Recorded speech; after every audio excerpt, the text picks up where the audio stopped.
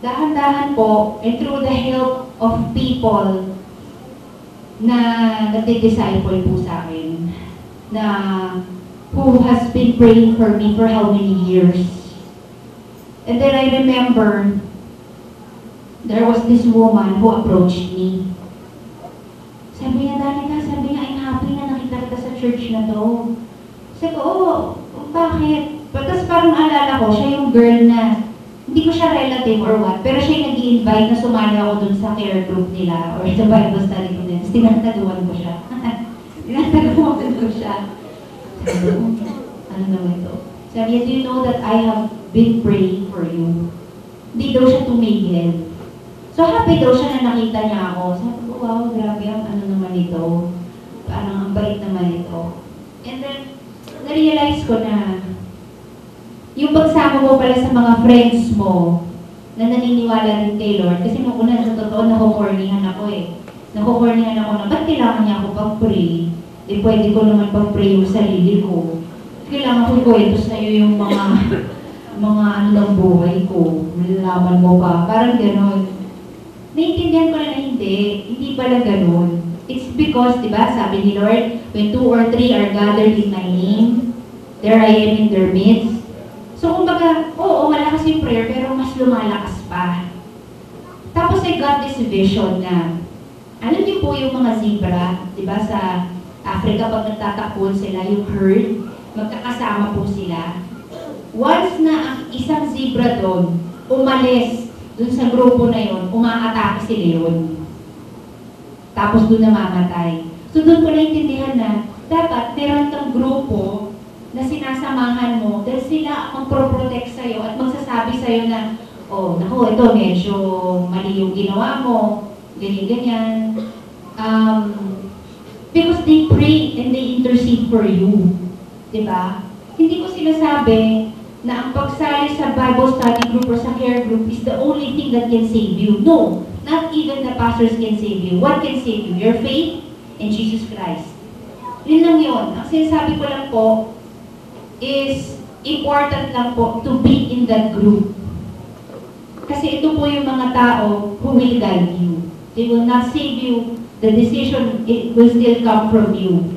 Pwede kang magkunwari, Sunday Christian. Kunwari, ang galing ng attendance mo dito. Pero in your heart, meron kayong mga hindi pa rin talaga binibigay kay God.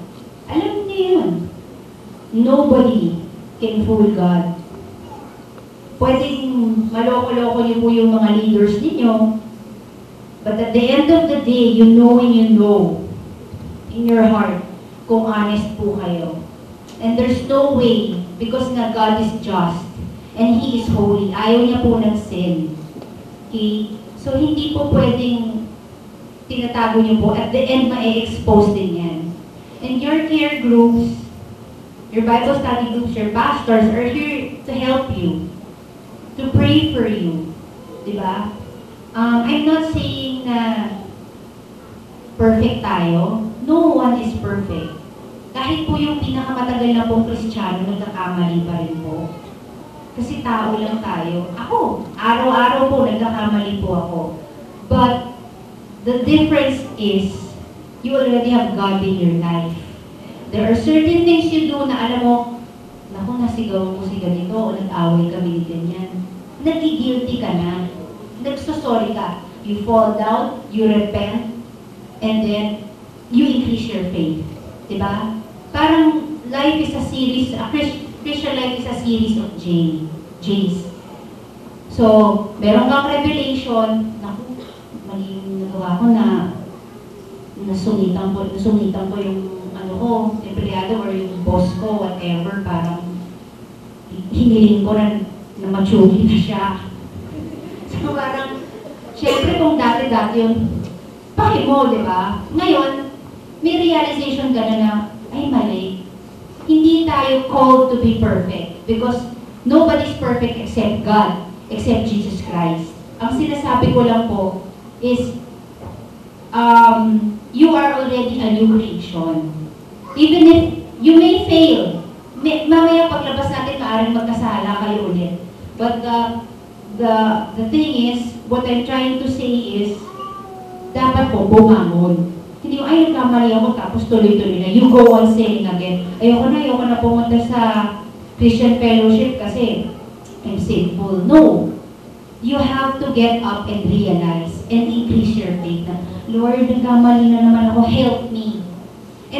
And magugulat kayo, God will move you from glory to glory. Kasi you cannot do it alone eh. Minsan meron po kayong mga bisyo. Until now, you cannot let go of it. You pray about it. You pray and you believe. Kung na-attempt ka, naku Lord, napayosi ako, isa lang. Hindi na ako attend dyan sa Valuches Christian Fellowship na yan. Pag nag-quit na ako, yan, doon na ako mag-a-attend. Di ba ganun? Ganun ang attitude ng mga tao. I will join a care group when I'm ready. You will never be ready, guys. Everybody needs God. Wala akong kilala, kahit sabihin niyo pang pinakamayaman, pinakasikat na tao, at the end of the day, kakailanganin niya si God. Because our lives here are temporary. Diba? What matters is that we will enjoy our eternal life in heaven with the Lord. Siyempre, di ba yun ang gusto ninyo? Everyone needs the Lord. And kayo naman, let's say na okay ang life niyo with God. Hindi po nag-i-end doon. Minsan kasi ang pwedeng mangyari sa atin, it becomes a routine. Diba na, go to church, care group, lahat na, alam mo na yung buong Bible. Never-ending ang growth ng Christian life. And then, para po dun sa mga leaders, sino po yung mga leaders dito na lalo na yung disciple ng mga youth, yan. Or kahit yung mga youth, you never know whose lives ang matatouch ninyo. Kanina I was watching yung mga sumasayaw. Actually, that's already discipleship. Nakikita kayo ng mga tao na you're dancing for the Lord. Nakikita kayo ng mga tao na, kung narinig yung cover ako and I see you dancing, wow, parang sino tong mga bata-babae ito. Gusto ko ganyan din yung anak ko. And you know, that's already discipleship. Your lifestyle is already discipleship. Maaaring napakagaling mong magsalita ng salita ng Diyos. Memorize mo lahat ng verse. Pero, paglabas mo naman dito, oh my gosh, hindi ka na makilala. Diba? And not, parang, dapat makita din sa buhay mo. Magkamali ka man, bumangon ka, magsisi ka, at humingi ka ng tawad. Yun lang. Yun lang po. And, ang maganda rin po na nakikita ko po with discipleship, natutulungan po natin ng isa't isa.